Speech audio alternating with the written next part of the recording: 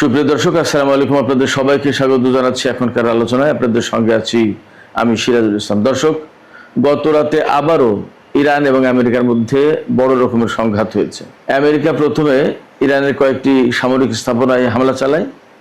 এর জবাবে Iran Kuwait এবং বাহরাইনে অবস্থিত মার্কিন সামরিক স্থাপনায় বড় রকমের হামলা চালিয়েছে। ইরানের প্রেস টিভি জানিয়েছে ডিসাইসিভ রেসপন্স, তার মানে চূড়ান্ত জবাব দিয়েছে। অথচ গত কয়েকদিন আগে যখন ইরান এবং আমেরিকার মধ্যে পাকিস্তান এবং কাতারের মধ্যস্থতায় সমঝোতা স্মারক সই হলো, তখন আমরা সবাই ধারণা করেছিলাম যে যুদ্ধ বুঝি এবার শেষ, একটা শান্তির সুবাতাস বয়ে যাবে। কিন্তু গত 2 দিনের ইরান এবং আমেরিকার মধ্যকার পাল্টাপাল্টি হামলায় সেই সম্ভাবনা এখন বড় রকমের প্রশ্নের মুখে পড়েছে। এখন আমাদের সামনে বড় প্রশ্ন হয়ে দাঁড়িয়েছে, সমঝোতা কি ভেঙে যাচ্ছে? আবার কি দুই পক্ষ বড় রকমের সংঘাতে জড়িয়ে পড়বে? এবং তাই যদি হয় তাহলে আবার কি তেলের বাজার অস্থিতিশীল হয়ে উঠবে? অথচ তেলের বাজার কিন্তু একেবারে প্রায় স্বাভাবিক হয়ে এসেছিল। যদি তেলের বাজার অস্থিতিশীল হয় তাহলে একইভাবে বলা যাবে যে হরমুজ প্রণালী কিন্তু আবার বন্ধ হয়ে যাবে। আসলে পরিস্থিতি কোথায় যাচ্ছে? সবচেয়ে বড় যে প্রশ্ন, সেই প্রশ্ন হচ্ছে ইরান এবং আমেরিকা কি পূর্ণ মাত্রার যুদ্ধে আবার জড়িয়ে পড়বে কিনা। এবং বলা হচ্ছিল আমেরিকা আর ইরানের মধ্যে সমঝোতা যাতে না হয় তার জন্য পেছন থেকে কাজ করছেন ইসরায়েলের প্রধানমন্ত্রী বেনিয়ামিন নেতানিয়াহু। ইরান এবং আমেরিকা যদি যুদ্ধে জড়িয়ে পড়ে তাহলে নেতানিয়াহুরই কি শেষ পর্যন্ত বিজয় হবে কিনা, সেই প্রশ্ন সবচেয়ে বড় হয়ে দেখা দেবে। সুপ্রিয় দর্শক, এই বিষয়গুলো নিয়েই এখন বিস্তারিত আলোচনা করব। আশা করি আপনারা সবাই শেষ পর্যন্ত সঙ্গে থাকবেন। আর ভিডিও ভালো লাগলে লাইক, কমেন্ট, শেয়ার করবেন এবং চ্যানেলটি সাবস্ক্রাইব করে সাথেই থাকবেন। দর্শক, প্রথমে আমরা দেখি গত রাতে আসলে কি ঘটেছে। গত রাতে যা ঘটেছে গণমাধ্যম থেকে যা পাওয়া যাচ্ছে তা হচ্ছে এই: হরমুজ প্রণালী দিয়ে আরও একটি জাহাজ ইরানের কমান্ড না মেনে ভিন্ন রুটে যাচ্ছিল। ইরান একটা নির্দিষ্ট পথ ঠিক করে দিয়েছে যে এই পথে জাহাজ চলাচল করতে হবে, কিন্তু গত রাতেও একটি জাহাজ ইরানের নির্দেশিত পথে না গিয়ে ভিন্ন পথে যাচ্ছিল। এটা ওমান উপকূল দিয়ে যাচ্ছিল। ইরান প্রথমেই সিগন্যাল দিয়েছিল ওই জাহাজকে যে জাহাজটি যেন কোনো মতেই ইরানের নির্দেশিত পথ বাদ দিয়ে অন্য কোনো পথে না যায়। কিন্তু জাহাজটি ইরানের সিগন্যাল অমান্য করলে, ইরানের বার্তা অমান্য করলে, তখন ইরান ওই জাহাজের উপর ড্রোন হামলা চালায়। ড্রোন হামলা চালানোর পর আমেরিকা ইরানের সিরিক দ্বীপ এবং কেশম দ্বীপ, এই দুটো জায়গার বেশ অন্তত 4টি স্থাপনায় টেলিকমিউনিকেশন সেন্টার প্লাস ড্রোন স্থাপনা, ক্ষেপণাস্ত্র স্থাপনা, এরকম বেশ কয়েকটা, মোট 4টা জায়গায় হামলা চালায়। ইরান যেহেতু স্বাধীন সার্বভৌম দেশ, যতই আমেরিকার সাথে তার সমঝোতা স্মারক সই হোক আর যতই বিদেশি অর্থ ছাড় দিক আর যাই করুক না কেন, ইরানের উপর যখন আমেরিকা হামলা চালাবে তখন তো তার স্বাধীনতা সার্বভৌমত্বের উপর হামলা। এই হামলা মেনে নিতে রাজি হয়নি ইরান এবং তাৎক্ষণিকভাবেই বলা যায় যে ইরান পাল্টা জবাব দিয়েছে। এই জবাবের অংশ হিসেবে কুয়েত এবং বাহরাইনে হামলা চালিয়েছে ইরান। কুয়েত এবং বাহরাইনে হামলা চালানোর মানে কিন্তু এই না যে কুয়েতের জনপদে বা কুয়েতের রাষ্ট্রের উপরে, কুয়েত বাহরাইন রাষ্ট্র হিসেবে তাদের উপরে হামলা চালিয়েছে। সেই 2 দেশে যে মার্কিন সামরিক ঘাঁটি এবং 5ম নৌবহরের ঘাঁটি আছে, এই সব জায়গায় হামলা চালিয়েছে ইরান। আমরা যা জানতে পারছি তাতে দেখা যাচ্ছে কুয়েতের আলী আল সালেম বিমানবন্দর এবং বাহরাইনের সালমান বন্দরে মার্কিন সামরিক ঘাঁটিতে হামলা চালিয়েছে ইরান। এইসব হামলায় ক্ষেপণাস্ত্র এবং ড্রোন ব্যবহার করা হয়েছে। ইরানের পক্ষ থেকে বলা হচ্ছে তারা চূড়ান্ত জবাব দিয়েছে। তো মোটামুটি বোঝাই যাচ্ছে যে বড় রকমের হামলা চালিয়েছে। পাশাপাশি ইরানের আইআরজিসি একেবারে সরাসরি বলেছে যে গতকাল যে সামান্যতম হামলা চালিয়েছে আমেরিকা, এই সামান্য হামলার জবাবেও ইরান বড় হামলা চালিয়েছে এবং ভবিষ্যতে যদি আর একবার হামলা চালানো হয় এর চেয়ে অনেক বেশি কঠোর জবাব দেবে ইরান। একই সাথে আমরা দেখতে পাচ্ছি ইরানের খাতামুল আম্বিয়া ঘাঁটির যিনি কমান্ডার জেনারেল আবদুল্লাহি, তিনি বলেছেন ইরানের সামরিক বাহিনী সম্পূর্ণভাবে দেশমাতৃকাকে রক্ষার জন্য প্রস্তুত। এর মানে বোঝা যাচ্ছে যে ইরান একেবারে পরিপূর্ণভাবে যুদ্ধের জন্য প্রস্তুত। আমেরিকা যাই করুক না কেন তার জন্য জবাব দিতে তারা রেডি রয়েছে এবং আমরা দেখতেও পাচ্ছি। এই জায়গা থেকে প্রশ্ন আসছে, তাহলে কি যুদ্ধবিরতি ভেঙে যাবে? এখানে আমি বলবো যে যুদ্ধবিরতি ভেঙে যাওয়ার সম্ভাবনা তো আছেই, আশঙ্কা বলি আর সম্ভাবনা বলি, যাই বলি আছে। কারণ হচ্ছে এমন দুটি দেশের মধ্যে এই যুদ্ধবিরতি হয়েছে যাদের ভেতরে যুগ যুগ ধরে মারাত্মক রকমের শত্রুতা বিরাজমান ছিল।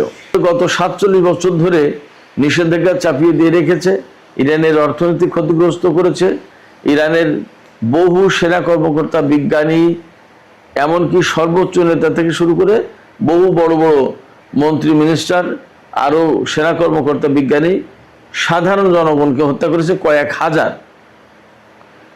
এই সমস্ত প্রেক্ষাপটে ইরান কোনো মতেই আমেরিকার সাথে খুব সহজে যে স্বাভাবিক হবে এটা ভাবার কোনো কারণ নেই। আবার আমেরিকাও ইরানকে খুব বড় শত্রু দেশ হিসেবে গণ্য করে এবং যার কারণে ইরানের উপরে 47 বছর ধরে নিষেধাজ্ঞা তো দিয়েছেই।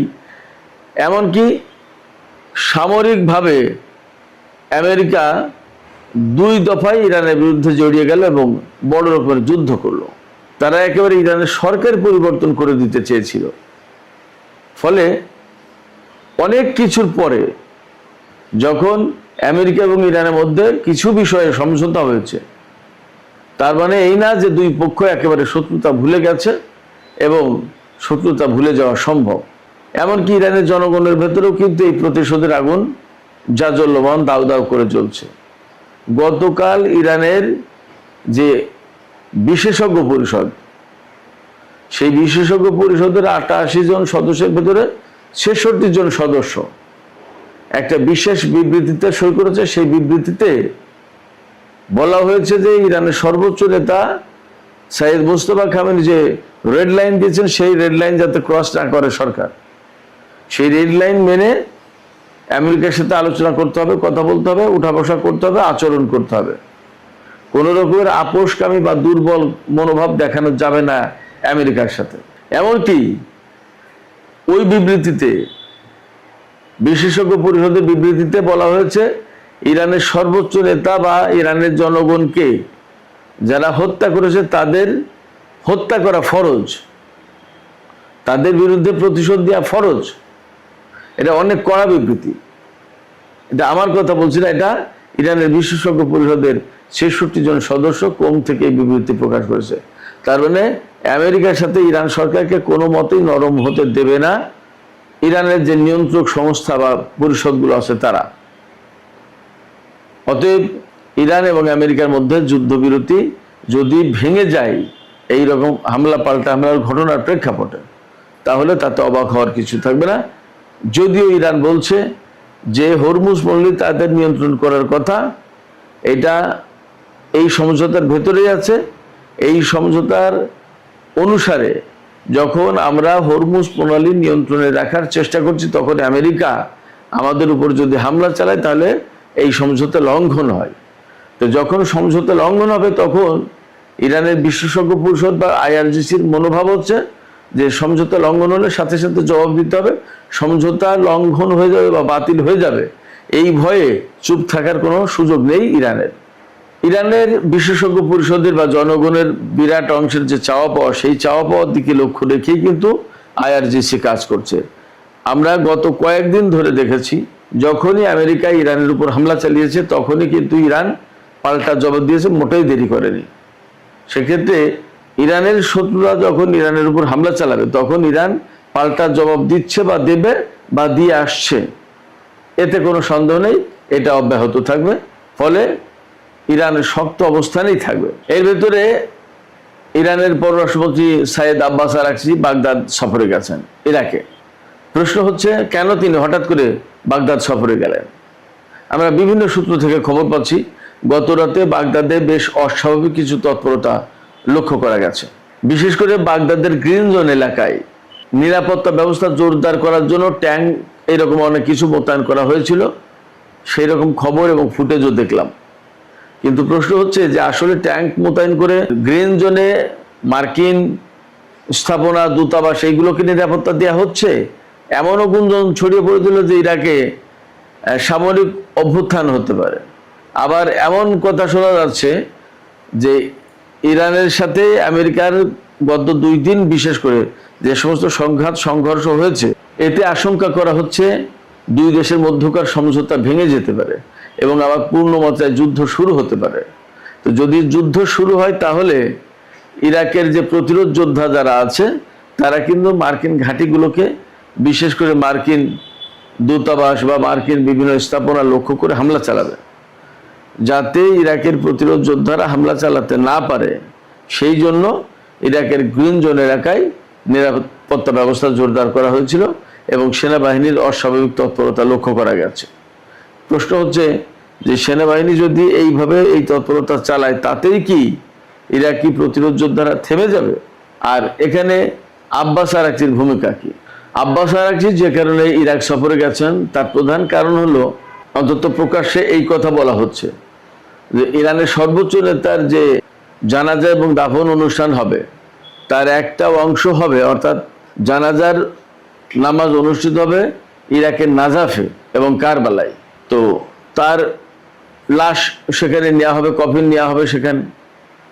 সেক্ষেত্রে ইরাক সরকার যদিও তার সমস্ত সবকিছু আয়োজন করবে, কিন্তু ইরাকের সাথে ইরানের একটা সমন্বয় করার ব্যাপার আছে। সেই সমন্বয়ের কাজ আলাপ আলোচনা করতে আব্বাস আরাকচি ইরাক সফরে গেছেন, এটা বলা হচ্ছে। কিন্তু পেছনের খবর হচ্ছে আব্বাস আরাকচি এই সফরে সর্বোচ্চ নেতা জানাজার বিষয়ে তো আলোচনা করবেনই, এর পাশাপাশি সবচেয়ে গুরুত্বপূর্ণ যেটা বা গুরুত্ব পাচ্ছে যেটা, সেটা হচ্ছে যে ইরাকের প্রতিরোধ যোদ্ধাদের সাথে যাতে একটা সমন্বয় করে ইরাক সরকার, যাতে অস্বাভাবিক কোনো পরিস্থিতি তৈরি না হয়, সমস্ত সবকিছু স্বাভাবিকভাবে এগিয়ে যায়। অর্থাৎ ইরাকের প্রতিরোধ যোদ্ধাদের বিরুদ্ধে সামরিক বাহিনী বা ইরাক সরকার বা কেউ যাতে কোনো অযাচিত পদক্ষেপ না নেয়, সেই কথাটাই মূলত আব্বাস আরাকচি বলতে বাগদাদ সফরে গেছেন। ইরান আমেরিকা যে সংঘর্ষ হচ্ছে গত 2 দিন ধরে, রাতের বেলায় বিশেষ করে, এই ব্যাপারে মার্কিন কংগ্রেস কিন্তু প্রশ্ন তুলেছে, আপত্তি তুলেছে। কংগ্রেসের ডেমোক্র্যাট সদস্যরা বলছেন যে 1973 সালে যে অ্যাক্ট আছে সেই অ্যাক্ট অনুসারে মার্কিন প্রেসিডেন্ট একতরফাভাবে কোনো যুদ্ধ শুরু করতে পারেন না। ইরানের উপর নতুন করে হামলা চালিয়ে মার্কিন প্রেসিডেন্ট সেই অ্যাক্ট লঙ্ঘন করেছেন। এই জন্য মার্কিন কংগ্রেসে ডোনাল্ড ট্রাম্পের সাম্প্রতিক এই যে হামলা ইরানের উপরে, তা নিয়ে কিন্তু বিতর্ক উঠেছে। ডেমোক্র্যাটরা এমনটা না যে তারা ইরানের পক্ষে চলে গেছে, বাট তারা হামলার বৈধতা এবং প্রয়োজনীয়তা নিয়ে প্রশ্ন তুলছেন। এই যে হামলা, পাল্টা হামলার ঘটনা ঘটছে তা কিন্তু সবই হরমুজ প্রণালী কেন্দ্রিক। হরমুজ প্রণালীকে কেন্দ্র করে 2 পক্ষের ভেতরে সংঘর্ষ চলছে। তাহলে প্রশ্ন আসছে যে হরমুজ প্রণালীতে কি বড় রকমের সংঘর্ষ শুরু হবে? কারণ হরমুজ প্রণালী কন্ট্রোল করার চেষ্টা করছে ইরান এবং সেইভাবে সমঝোতায় রয়েছে। কিন্তু যখনই কন্ট্রোল করতে যাচ্ছে তখন কিছু কিছু দেশের জাহাজ ইরানের পুরো কন্ট্রোল মানছে না। যখনই না মানছে তখন কিন্তু ইরান তাদের উপরে শাস্তিমূলক ব্যবস্থা নিচ্ছে। যখন ইরান শাস্তিমূলক ব্যবস্থা নিচ্ছে তখন আমেরিকা আবার ইরানের বিরুদ্ধে সামরিক হামলা চালাচ্ছে। যখন আমেরিকা হামলা চালাচ্ছে তখন ইরান আবার জবাব দিচ্ছে। এই প্রেক্ষাপটে মনে হচ্ছে হরমুজ প্রণালী আবার তেতে উঠবে, আবার সেখানে সংঘর্ষ দেখা দেবে, আবার সেখানে বড় রকমের অনিশ্চয়তা তৈরি হবে। এই প্রেক্ষাপটে আবার আমরা এই আশঙ্কাও করছি তাহলে কি হরমুজ প্রণালী বন্ধ হয়ে যাবে এবং তেলের বাজার কি আবার অস্থির হবে, অস্থিতিশীল হবে এবং আবার কি ঊর্ধ্বমুখী হবে? আমরা এরই মধ্যে জেনেছি ইরানের সাথে আমেরিকার যে সমঝোতা স্মারক সই হয়েছে, তারপরে তেলের ব্যারেল গড়পড়তা $72 নেমে এসেছে ব্রেন্ট ক্রুড। আর ওয়েস্টার্ন টেক্সাস ইন্টারমিডিয়েট যেটা, সেটা $70 বিক্রি হচ্ছে প্রতি ব্যারেল। তার মানে তেলের বাজার এই মুহূর্তে একদমই স্বাভাবিক। এই স্বাভাবিক অবস্থা আবার অস্বাভাবিক হয়ে যাবে তো যদি হরমুজ প্রণালী বন্ধ করে দেয়, তাহলে কি এমন আশঙ্কাও আছে কিনা? এই অবস্থা থেকে আমাদের সামনে এই প্রশ্নই আসে যে তাহলে সামনে কি হতে পারে। আমি আলোচনার প্রথম দিকে একটু বলেছি, আমি এখানে আবারও বলি যে যা পরিস্থিতি তৈরি হয়েছে এবং আমেরিকা আর ইরানের ভেতরে যে মনোভাব, তাতে কেউ কাউকেই ছাড় দেবে না বড় রকমের। সেক্ষেত্রে দুই দেশের মধ্যে আবার নতুন করে সংঘাত শুরু হতে পারে। যদি সংঘাত শুরু হয় তাহলে হরমুজ প্রণালী অবধারিতভাবে বন্ধ হয়ে যাবে এবং বিশ্ব বাজার, তেলের বাজার অস্থিতিশীল হয়ে উঠবে। সেই জায়গা থেকে প্রশ্ন আসবে, তাহলে এই যুদ্ধে বা এই যে চলমান সংকট, সেই সংকটে কি ইসরায়েলের প্রধানমন্ত্রী বেনিয়ামিন নেতানিয়াহু জিতে গেল কিনা? কারণ তিনি চেয়েছেন ইরানের সাথে আমেরিকার যুদ্ধবিরতি না হোক, যুদ্ধের মধ্য দিয়ে, হামলার মধ্য দিয়ে ইরানের পরমাণু কর্মসূচি বানচাল করা হবে। তো তাই যদি হয় তাহলে ইরান এবং আমেরিকার মধ্যে সংঘাত অনিবার্য হয়ে উঠবে, আর সংঘাত অনিবার্য হয়ে গেলে প্রকৃতপক্ষে নেতানিয়াহু জিতে যাবেন। সুপ্রিয় দর্শক, এখনকার আলোচনা এখানেই শেষ করতে চাই। যাবার আগে আপনাদের কাছে প্রশ্ন, আসলে এই সংঘাতে কি হতে যাচ্ছে? নতুন করে কি বড় রকমের সংঘাত শুরু হবে এবং নেতানিয়াহু কি জিতে যাবে? আপনাদের কি মনে হয়? মতামত জানিয়ে কমেন্টে লিখতে পারেন। আর ভিডিও ভালো লাগলে লাইক, কমেন্ট, শেয়ার করবেন এবং চ্যানেলটি সাবস্ক্রাইব করে সাথেই থাকবেন। দর্শক, এখনকার আলোচনা এখানেই শেষ করছি। আপনারা সবাই অনেক ভালো থাকুন। আল্লাহ হাফেজ।